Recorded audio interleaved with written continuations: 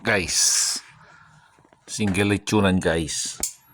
As you can see guys, kahit naglilitsyon kayo ng baboy, that's 55 pounds guys. Look, yung clearance niya is perfect pa rin. So pwede ka pa rin mag-grill guys. That's a perfect design by Tolits. Ito guys, nakagitna po yan guys. Gitna, middle. Yung clearance niya, basta na itali mo na maayos, pwede ka pa rin mag-grill. Hindi mo kailangan tanggalin guys. Yan ang design ni Tolits. Single speed rod, speed controller. Okay. Ayan na.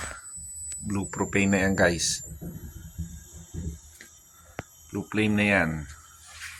Yan ang design ni Tolits guys.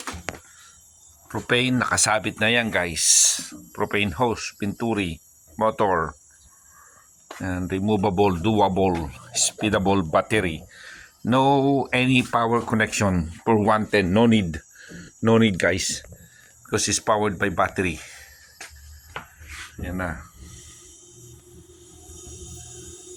Yan na, lakas ng propane niya guys. Alright, bye bye to you.